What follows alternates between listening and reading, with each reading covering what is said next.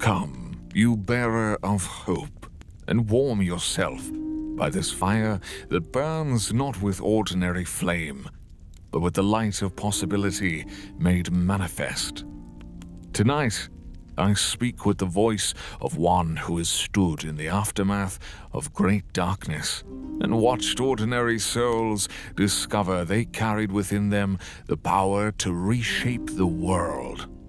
This chronicle unfolds where a flying fortress once fell, where reality itself bears the scars of cosmic battle, yet where strange flowers bloom in patterns that speak of magic transformed rather than destroyed. It is a tale of survivors who carry more than just stories. They carry proof that heroism is not the province of legends, but a choice available to anyone willing to accept responsibility for others' welfare. So prepare your heart for the kind of victory that creates rather than merely destroys, friend, as I share the dawn of heroes, a story of redemption earned through sacrifice, of unity forged in the crucible of shared trial, and of the moment when scattered survivors discover that their greatest victory was not defeating ancient evil, but proving that ordinary courage multiplied across thousands of hearts can illuminate even the deepest darkness and herald the birth of a better world. The sun rose over the crater that had once been Skyreach Castle, its light revealing a landscape transformed by magical forces, where reality itself had been reshaped by the collision of cosmic powers that had fought for the very soul of existence. Where the flying fortress had fallen, strange flowers bloomed in patterns that hurt to look at directly, their petals shifting through colors that had no names in any mortal language, while streams of crystallized magic formed geometric shapes that seemed to exist in more dimensions than the human eye could process. The very air shimmered with residual energies that would take generations to fully dissipate, creating aurora-like effects that danced across the sky in defiance of natural law. The ground itself bore the scars of the final battle, marked with circles and symbols that had been burned into the earth by the release of powers that should never have been unleashed in the material realm. Yet even in this devastation, there was a strange beauty, a sense that something profound had been accomplished, that the destruction visible on the surface masked a deeper transformation that had preserved rather than destroyed the essential nature of the world. Among the survivors who had escaped the castle's destruction, scattered across the transformed landscape in small groups that were slowly making their way towards safety, a new understanding was taking shape. An awareness that this particular battle against the cult of the dragon had been won not through superior force or ancient wisdom, but through the choices made by ordinary people who had found the courage to do extraordinary things when the moment demanded it. The victory had not come from any single heroic act, but from countless moments when individuals had chosen to stand against darkness despite having every reason to flee, to trust unlikely allies despite generations of mistrust, to sacrifice personal safety for the greater good despite knowing that their sacrifice might not be remembered or rewarded.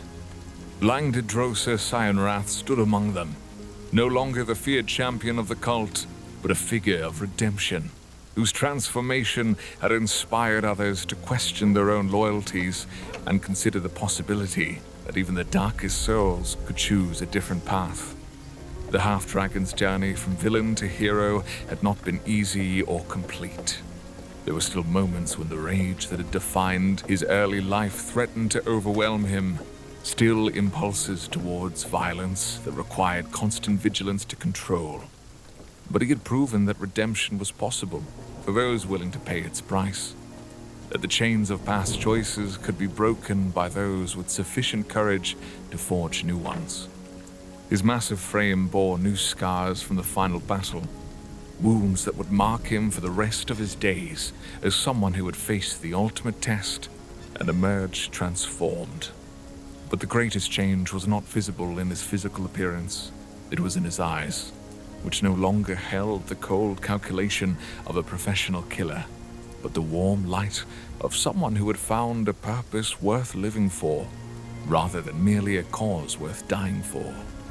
Beside him, Talis the White studied the remnants of the White Dragon mask that had granted her the power to disrupt the cult's great ritual when the moment of decision finally arrived. The artifact was cracked and powerless now, its surface bearing spider-webbed patterns where the magical energies it had contained had torn themselves apart in the final moments of the battle. But she felt no regret for its loss, no mourning for the power it had offered. The mask had come with a price she was no longer willing to pay. The gradual erosion of everything that made her human, the slow replacement of her own will with fragments of a goddess whose idea of perfection was antithetical to everything she had come to value. "It's strange," she said quietly, her breath visible in the crisp morning air that carried the scent of magic and transformation. "I spent so many years believing that power was the only thing that mattered, that strength was the only virtue worth pursuing.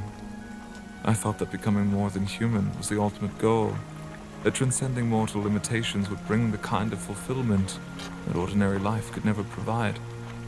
But in the end, it was weakness that saved us, the willingness to admit doubt, to accept help, to choose vulnerability over invincibility." Her words carried across the gathering of survivors, reaching those who had fought on both sides of the conflict and found themselves united in the aftermath by shared experiences that transcended their former allegiances. Former cult members who had broken free from indoctrination stood beside Harper agents who had risked everything to gather crucial intelligence. Kobold warriors who had abandoned their traditional isolation rubbed shoulders with cloud giants whose ancient wisdom had proved invaluable in the confrontation.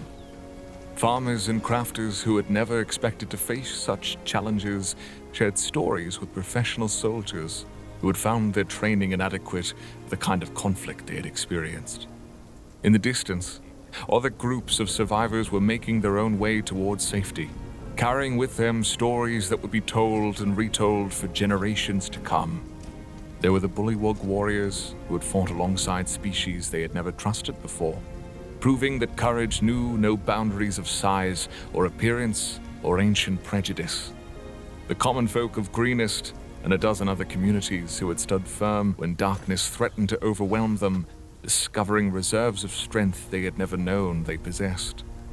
The scholars and artificers whose knowledge had provided the tools needed to counter ancient evils with modern innovation and creative thinking. But perhaps most important of all were the young people. Former cult recruits who had broken free from psychological manipulation. Children who had survived attacks on their homes. Teenagers who had chosen to stand with heroes rather than flee from danger. They carried with them not just the memory of what had been lost, but the hope of what could be built in its place. The understanding that the world they were inheriting was one where ordinary people could achieve extraordinary things when they worked together toward a common goal. Young Linan Swift, whose family store in Greenest had been one of the cult's first targets, found herself walking alongside former enemies who had become unlikely friends through shared trials and mutual sacrifice. The girl who had questioned a paladin's faith in the ruins of a community's temple now carried herself with the quiet confidence of someone who had discovered that hope was not naive optimism, but a choice that required constant renewal, a decision to believe in the possibility of better outcomes, despite evidence that suggested such outcomes were unlikely. "Sir Gareth," she said to the paladin who walked beside her, his armor bearing the scars of countless battles, but his bearing showing the peace that came from understanding his true purpose. "Do you think it's really over? The threat, I mean. Are we safe now?" Gareth considered the question with the care it deserved. his eyes scanning the transformed landscape that surrounded them while his mind worked through the implications of what they had accomplished and what challenges might still lie ahead. The destruction of Skyreach Castle had certainly disrupted the cult's immediate plans, scattered their leadership, and eliminated their most powerful artifacts.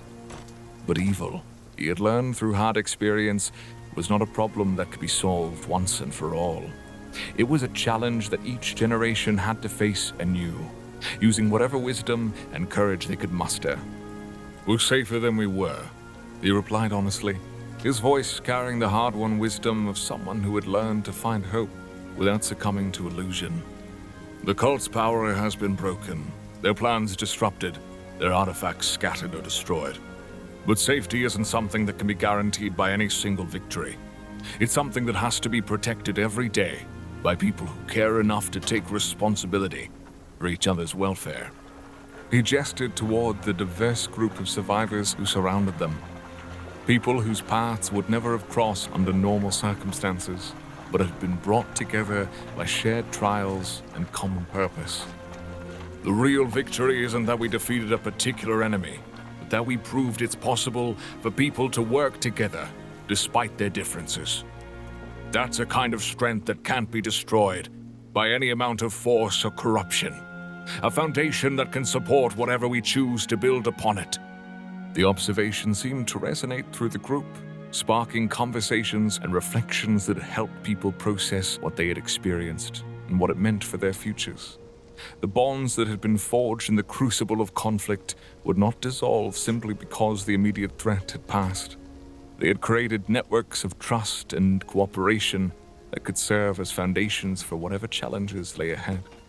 Snapjaw, the kobold who had switched sides during the Siege of Greenest, scurried up to join the conversation with the enthusiasm that marked him as someone who had discovered that loyalty freely given was more valuable than obedience demanded through fear. His small frame was draped in a cloak that bore the colors of multiple communities, a visible symbol of the alliances that had made victory possible. "It's a good question," he said, in a distinctive dialect, his reptilian features showing an expression that might have been optimism. "but Snapjaw thinks maybe a wrong question. Not, are we safe now? But what do we do to stay safe? Safety not thing you have, safety thing you make every day by choosing to help instead of hurt." The simple wisdom of his words seemed to capture something essential about the transformation that the conflict had wrought in all of them. The survivors had not just defeated an enemy, they had learned new ways of thinking about community, cooperation, and individual responsibility. The cult's greatest weapon had been their ability to exploit fear, mistrust, and the tendency of different groups to see each other as threats rather than potential allies. The victory over them had required overcoming those same divisions, proving that unity was not just possible, but more powerful than any magic the cult could command. As the procession of survivors continued across the scarred landscape, they were joined by others who had played crucial roles in the final victory. Artificer Nim Brightforge emerged from a makeshift workshop she had established among the ruins, her mechanical devices having proved instrumental in disrupting the cult's magical communications and providing the technological advantages that had helped level the playing field. Master Bard Catalina Threstrings carried news of communities across the continent who had resisted cult propaganda and preserved their cultural independence through the power of authentic stories and traditional values. Druid Eldara Moonwhisper bore reports of natural sites that were already beginning to heal from the corruption that had threatened to consume them, her innovative techniques for combating magical pollution having proved more effective than anyone had dared to hope. Scholar Kazra Truthseeker brought knowledge of the cult's methods that would help future generations recognize and resist similar threats, her dangerous research having provided crucial insights into the psychological techniques that had made the cult so effective at recruitment and control. Each new arrival brought stories of courage and sacrifice, of ordinary people who had made extraordinary choices when faced with tests they had never imagined they would have to endure. A merchant who had risked his fortune to provide supplies for resistant activities, an innkeeper who had sheltered refugees despite knowing that discovery would mean death, a child who had carried crucial messages through enemy territory because no adult could make the journey undetected. The stories wove together into a tapestry that revealed the true scope of what had been accomplished. But even as they celebrated their triumph, the survivors understood that their work was far from over. The physical destruction caused by the cult's activities would take years to repair. The psychological damage inflicted on their victims would require patient healing and careful support. The social and political changes that had resulted from the conflict would need to be managed with wisdom and restraint to prevent new forms of tyranny from emerging in the vacuum left by the cult's current defeat. Governor Nighthill, whose leadership during the Siege of Greenest had become legendary among the survivors, found himself at the center of discussions about how to coordinate reconstruction efforts across multiple communities and kingdoms. The man who had once been a simple town administrator now carried the respect of heroes and kings, not because of his official position, but because of the courage and wisdom he had shown when his community needed leadership most. "The challenge we face now," he said, during one of the informal councils that had begun to form among the survivors, "is learning to maintain in peacetime the unity we discovered in battle. It's easy to work together when facing a common enemy. It's much harder to maintain that cooperation when dealing with the mundane but crucial work of rebuilding and governance.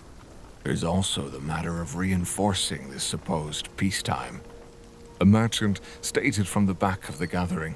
All in attendance turned to see Matthias Goldweaver, a prominent harper in the trade network community. "Unless you've found the bodies of those that fall, we'd be foolish to think this is completely over. Even then, true believers could turn others," he said, as if speaking from experience with an undertone of loss in his voice. The point was well taken, and it sparked discussions that would continue for months as the various communities and organizations represented in the group worked to establish new relationships based on the trust they had developed during the conflict. The networks of communication and cooperation that had been established to fight the cult would be transformed into systems for sharing resources, coordinating responses to natural disasters, and preventing the kind of isolation and mistrust that had made the cult's manipulation possible in the first place.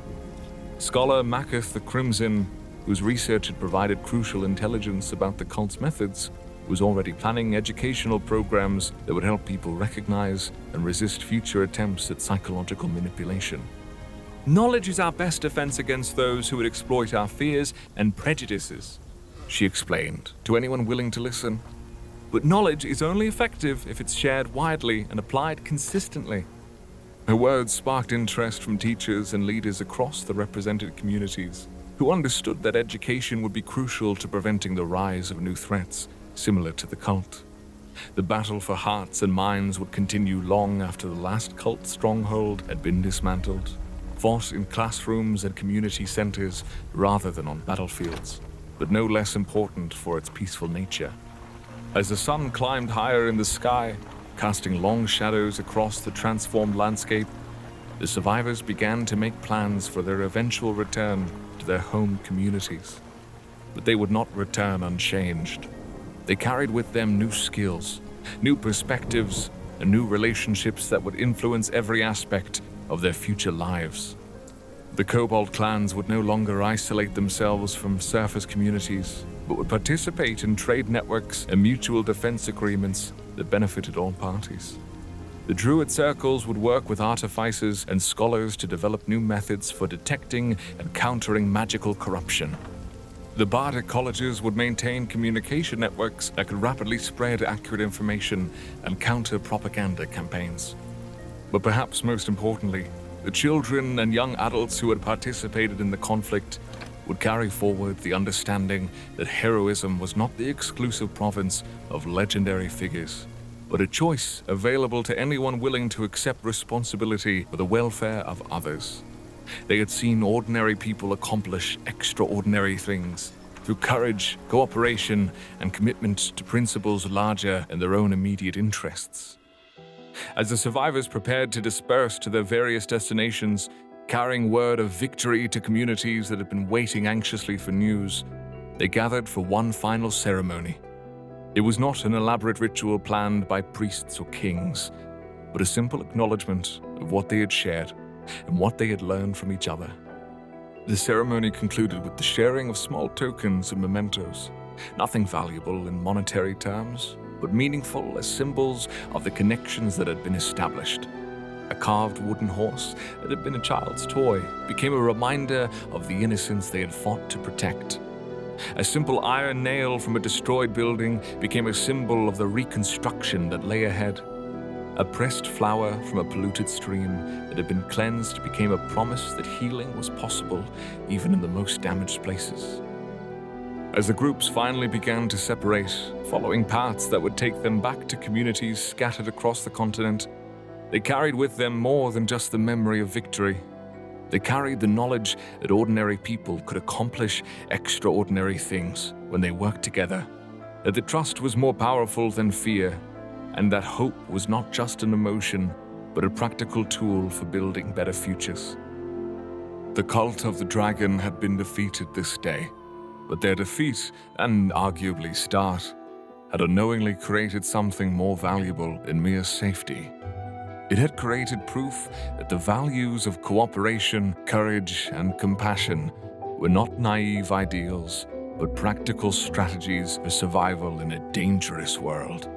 The heroes who had emerged from the conflict were not legendary figures whose deeds could only be admired from a distance, but ordinary people whose example could be followed by anyone willing to accept the responsibilities that came with moral courage.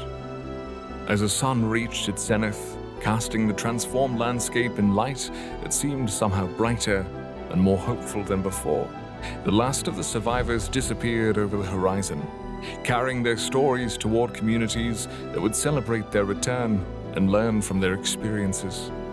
The immediate threat had passed, but the work of building a better world had only just begun. In the crater where Skyreach Castle had fallen, strange flowers continued to bloom in patterns that spoke of magic transformed rather than destroyed. It would take time, perhaps generations, for the full healing to be complete. But time, as you know from our previous tales, dear traveler, is not always something peacetime can find. The dawn of heroes had arrived not with trumpets and banners, but with the quiet satisfaction of people who had discovered that they were capable of more than they had ever imagined against a common enemy. And that common enemy, cornered though they had been this day, would now do whatever it took to fight their way out, by any means necessary.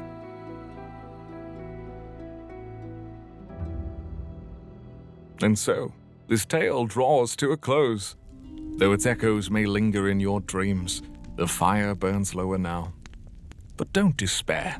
I've countless more stories waiting to be shared with you.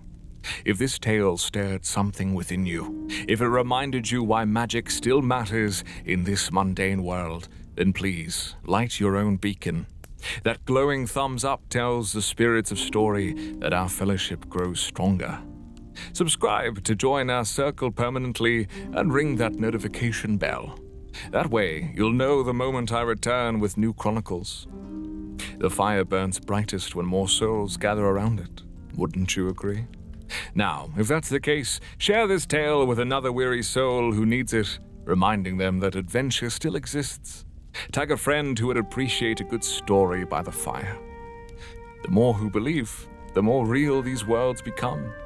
And if you're new to our hearth, explore the playlist of chronicles that I've gathered.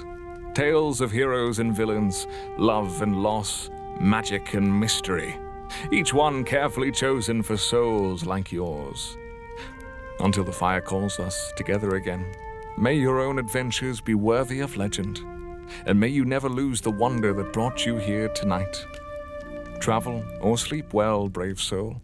The long rest awaits your return.